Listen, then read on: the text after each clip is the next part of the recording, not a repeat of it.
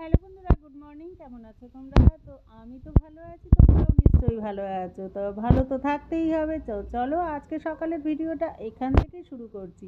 আর দিদিকে দিয়ে এসেছি, দিয়ে এসে তারপরে দিয়ে এসেছি বলতে স্কুলে দিয়ে এসেছি। স্কুলে দিয়ে এসে তারপরে দেখো স্নান টান সেরে তারপরে এবার ফুলগুলো তুলে নিচ্ছি। এবার পুজো দিয়ে তারপরে রান্না করতে বসবো। আর দিদিকে যতক্ষণ না আসছে ততক্ষণ পর্যন্ত কিন্তু আমি একটু রান্নাটা করতে পারবো, আর যা কাজ আছে সেগুলোও সেরে নেবো।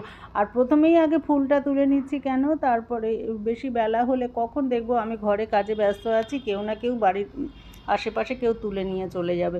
আর আজকে অনেকগুলো দেখো জুঁই ফুল, বেল ফুল হয়েছে, আর পঞ্চমুখী জবা কটা হয়েছে, আর বড় যে ফুলটা সেটা তো হয়েইছে।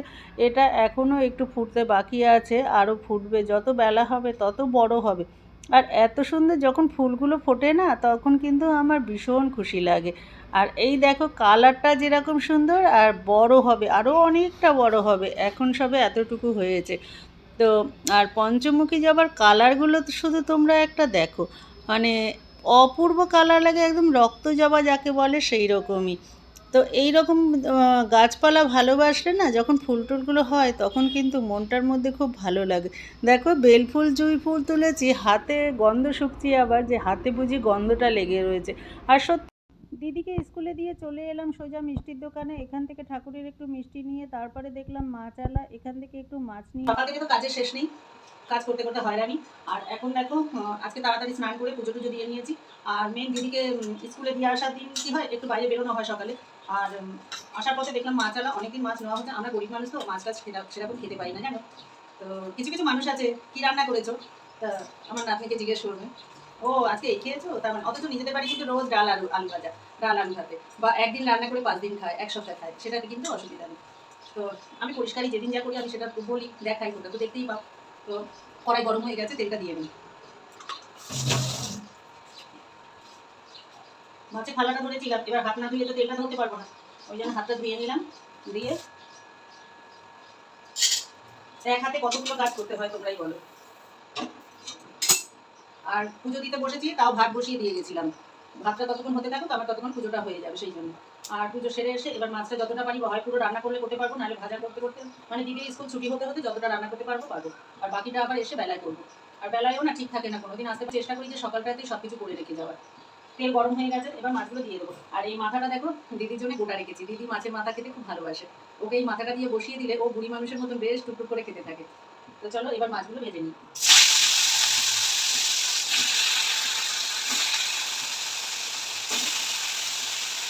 পাঁচটা ডাগা হয়েছে, একটা লেজা, একটা মাথা। মাছটা এরকম সাইজের ছিল, খুব বড় যদিও না, তাও কিন্তু পিসগুলো ভালো। আমার বসে গিয়ে ঢেলে দেয়, এই জায়গাটা এবার আমার বাদ দিতে হবে। মাছটা কি দিয়ে রান্না করবো, কি দিয়ে রান্না করবো ভেবেই পাচ্ছি না। আর সবজিপাতি কিছু নেই, বাজার করি না তো, ওই যেদিন মনে হয় 1 কেজি আলু, সেটা এক সপ্তাহ তো বেশি ছাড়া কম না।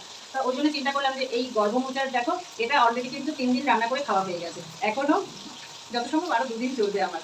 তো একটু একটু করে বার করছি, একটা মোচা এত বড়, এবার সেটা তোমরা দেখেছো, অত বড় মোচা থেকে তো আমার খাওয়া সম্ভব না।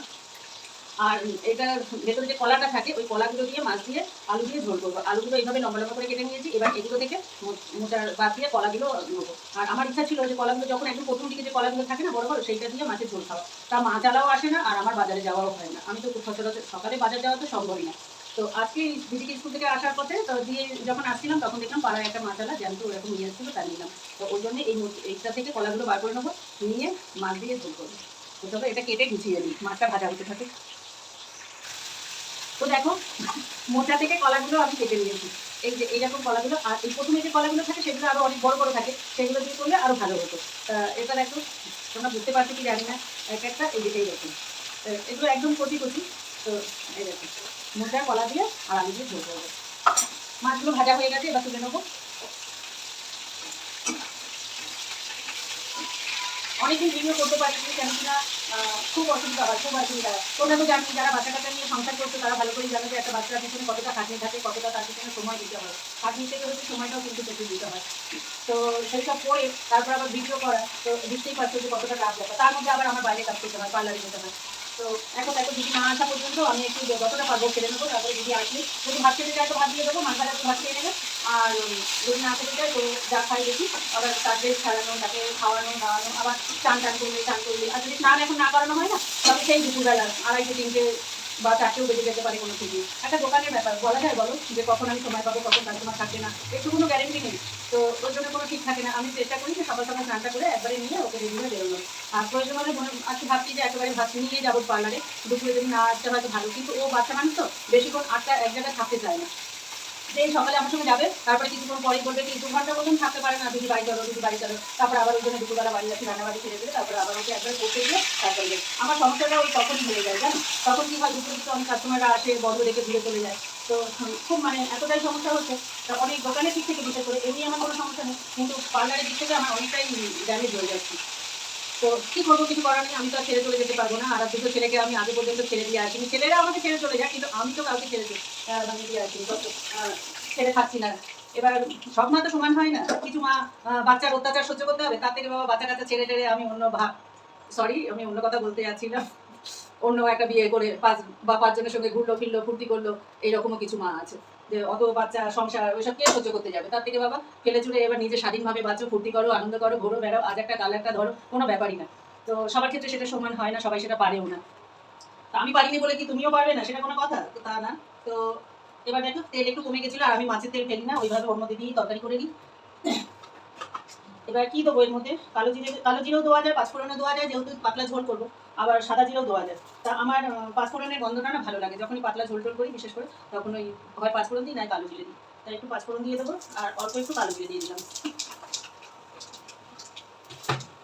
এবার দেখো আলুগুলো দিয়ে দেবো।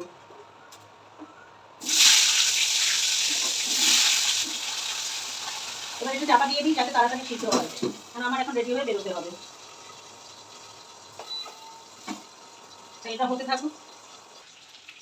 আলুগুলো দেখো একটু চাপা দিয়ে রেখেছিলাম যে সিদ্ধ তাড়াতাড়ি হবে, সেই জন্যে। হলুদ দিয়ে দিলাম, এবার নুন দিয়ে দিচ্ছি। আর নুনটা আমার কি হয় জানো তো, সবসময় না আমার হাতে বেশি উঠে যায়, কম রান্না করতে গেলে আমার খুব অসুবিধা হয়, যখনই কম রান্না করতে যাবো তখনই নুন বেশি হয়ে যায়। এবার জিরে ধনে লঙ্কা বাটা মশলাটা দিয়ে দেবো। একটু টমেটো হলে ভালো হতো, যেহেতু অনেকদিন বাজার হচ্ছে না, সেই জন্য টমেটো নেই। আর আমার গাছ আছে, কিন্তু গাছে এখন টমেটো হয়নি, অপেক্ষা করতে হবে। তবে বেগুন হয়েছে অনেকগুলো, যখন কোনো দরকার পড়বে বেগুন কিনতে লাগবে না। আর আমার যেরকম রান্না করি, একটা করে ছিঁড়বো আর রান্না করবো, হয়ে যাবে। তো বেগুন গাছগুলো তোমাদের তো অনেকবারই দেখিয়েছি, আর আমার তো খুবই ভালো লাগে, আমার যেন মনে পড়লেই আমি যেন তাতে খুশি হই। তো এইবার দেখো কলাগুলো দিয়ে দেবো। একটা মোচা তোমরা কদিন খাও, একদিনই তো খাও, আর আমি একটা মোচা কদিন, এই নিয়ে 3 দিন খাওয়া হচ্ছে। তা ভাবো তোমরা যে আমি কিভাবে খাই, তাতেও মানুষের ইয়ে হয়। একদিন যদি, আর এতে যখন যেমন পাচ্ছি তখন তেমন রান্না করি, বাজার করি। আর যদি একদিন কোনো সময় দেখেছে যে ব্যাগ ভর্তি করে বাজার করে নিয়ে যাচ্ছ, আগে ব্যাগটার দিকে তাকাবে লোকে। কিছু কিছু মানুষ আছে, বাবা এত, মুখের উপরে বলেই দেয় যে বাবা এত বাজার করে আনছো, কি কি বাজার করেছো গো, এরকম। তো যার যেমন সব, আমি তো কোনো সময় কারো ব্যাগের দিকে তাকাই না। আমার সোনা এসে গেছে, এই যে বসে ঘুমাতে, হাতে চাকা লাগবে, হাতে চাকা লাগবে। তুমি বড় হয়ে গেছে তো ওই জন্য। আচ্ছা ঠিক, ইয়ে করে দেবো, বড় দুটো কিনে দেবো। ওই জন্য তো সবসময় একটু বড় বড় জিনিস কিনি আমি। এইবার আমার হল্লা গাড়ি এসে গেছে এখন। তুমি হল্লা গাড়ি না,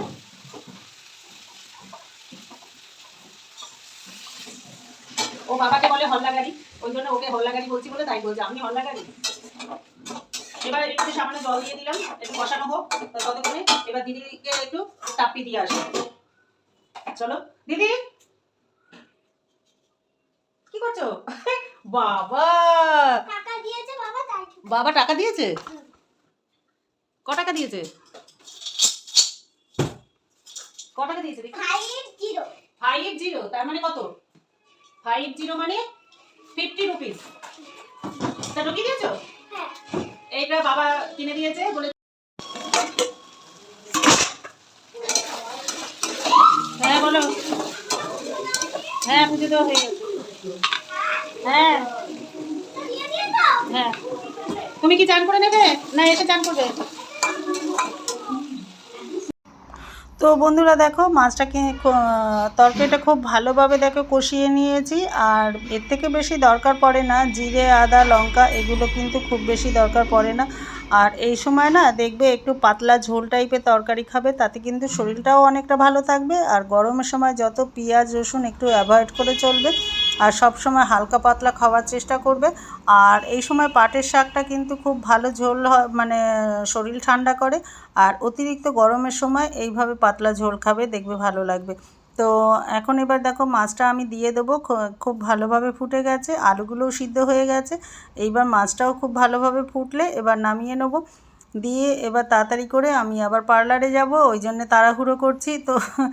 আর আবার দেখা হবে তোমাদের সঙ্গে অন্য কোনো ভিডিওতে। সবাই সুস্থ থাকো, ভালো থাকো। আর আমাদের ভিডিও কেমন লাগলো তোমরা কিন্তু অবশ্যই কমেন্টে জানাবে। এই দেখো ধনেপাতাগুলো এখন দিয়ে দিলাম, এবার একটু ফুটতেই এবার নামিয়ে নেবো। খুব এগুলো তো সিদ্ধ হওয়ার কোনো ব্যাপার নেই তো। আর ধনেপাতাটা না সবসময় একটু নামানোর আগেই এইভাবে দিতে হয়। আর চলো আবার দেখা হচ্ছে। সবাই সুস্থ থাকো, ভালো থাকো।